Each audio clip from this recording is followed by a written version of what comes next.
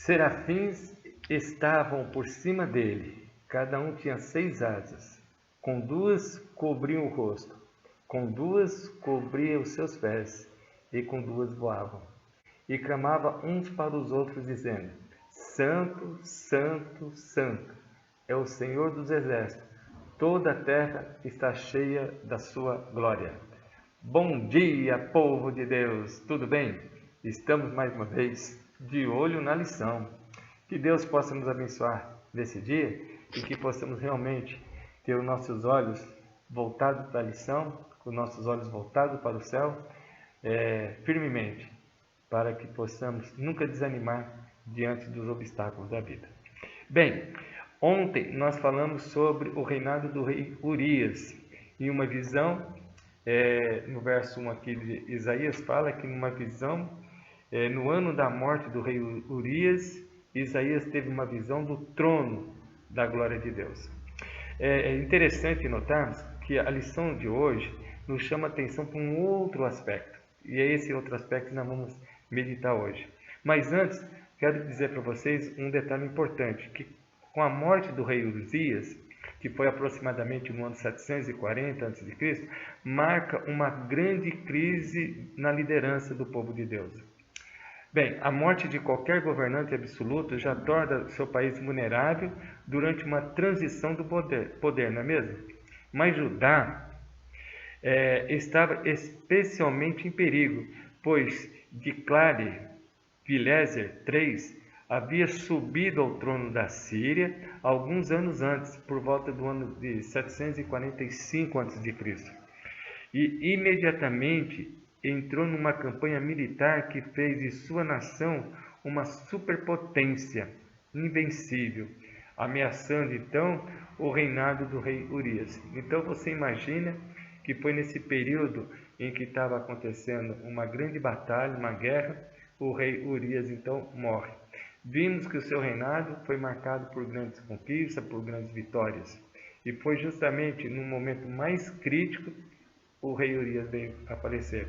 Então você imagina a crise, o povo ficaram totalmente preocupados, ficaram sem saber que rumo tomar. E o profeta Isaías não foi diferente. Ele também teve essa crise de preocupação, esse medo, que rumo tomar na vida. Em algum momento em sua vida, você já se sentiu perdido? Já se sentiu sem saber que rumo tomar na sua vida? Pois bem, foi esse sentimento que Isaías teve.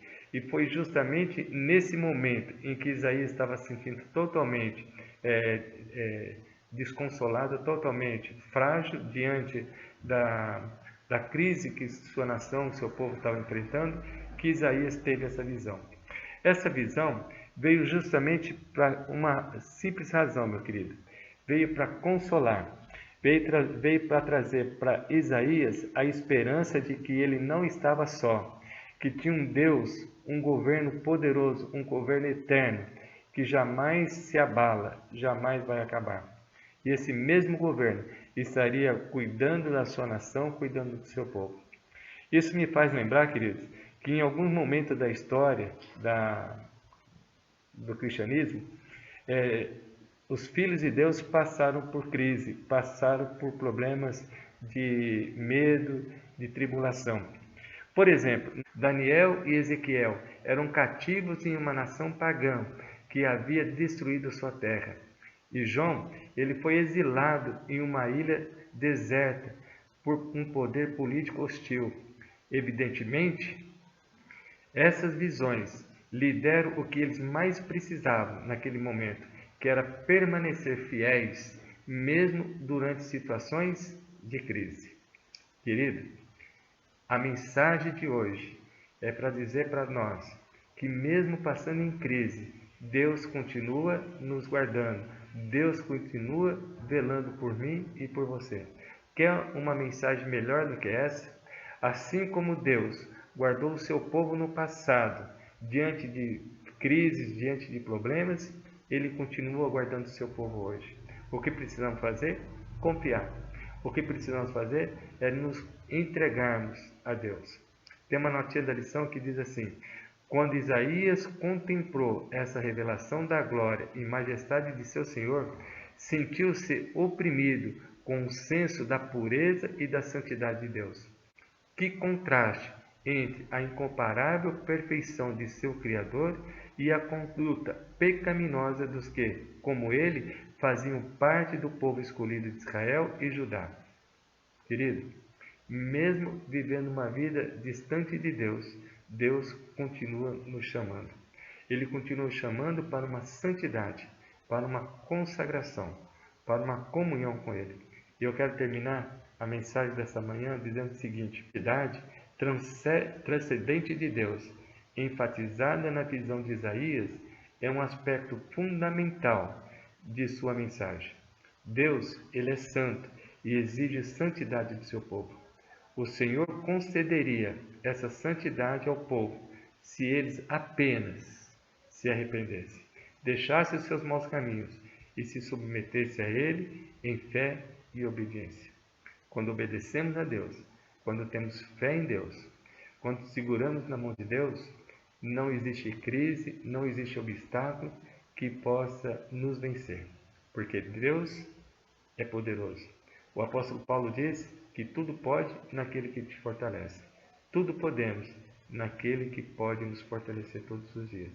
Que nesse dia você possa sentir o amparo e a mão de Deus guardando a sua vida e o seu dia. Oremos.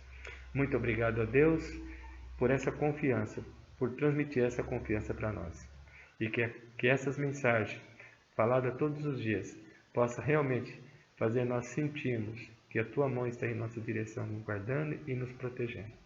Abençoe o Teu povo, em especial, Pai, aqueles irmãos, aquelas pessoas que estão hospitalizadas. Estamos vivendo uma fase de pandemia, de doenças. Dê ao Teu povo sabedoria para saber lidar com esse tempo de crise que estamos vivendo. Assim como o Senhor abençoou o profeta Isaías e o Teu povo. É o que te pedimos por Jesus. Amém. Bom dia e feliz segunda-feira.